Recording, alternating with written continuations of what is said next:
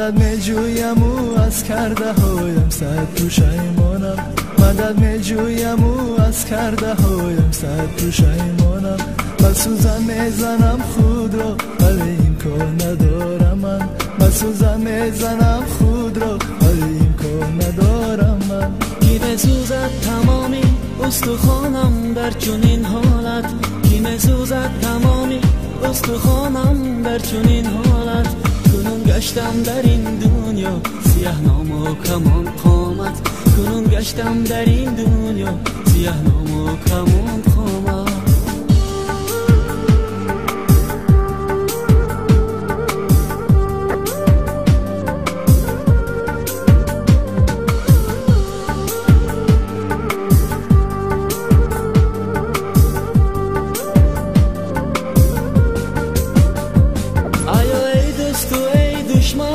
نظر سازد به حال من آیا ای دوست و ای دشمن نظر سازد به حال من ببیند حال و احوالم که سوزد جسم و جان من ببیند حال و احوالم که سوزد جسم و جان من مدد می جویم و از کرده هایم صد پشیمانم و سوزن می زنم خود را ولی امکان ندارم من و سوزن می زنم خود را ولی امکان ندارم من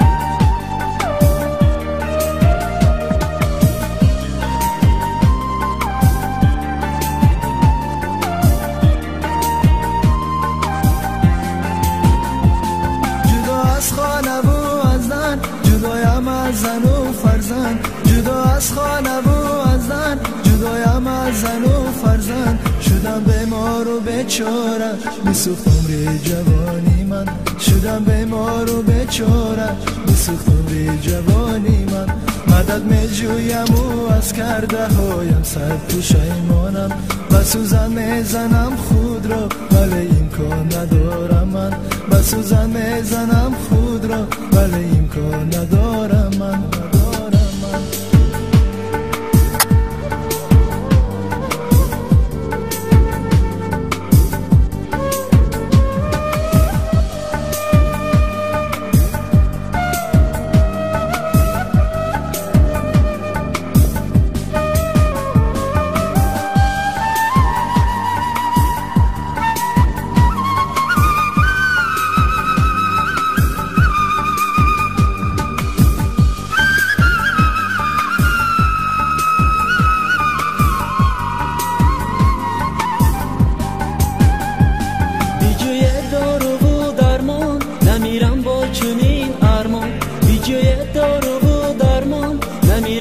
چنین ارمان پشیمانم به خود حیران دوا یابد به جانی من پشیمانم به خود حیران دوا یابد به جانی من مدد می جویم او از کرده هایم صد پشیمانم مدد می جویم او از کرده هایم صد پشیمانم و سوزن می زنم خود را ولی امکان ندارم من و سوزن می زنم خود را ولی امکان ندارم من کی بسوزد تمامی استخوانم در چنین حالت کی بسوزد تمامی استخوانم در چنین حالت کنون گشتم در این دنیا سیاه نام و کمان قامت کنون گشتم در این دنیا سیاه نام و کمان قامت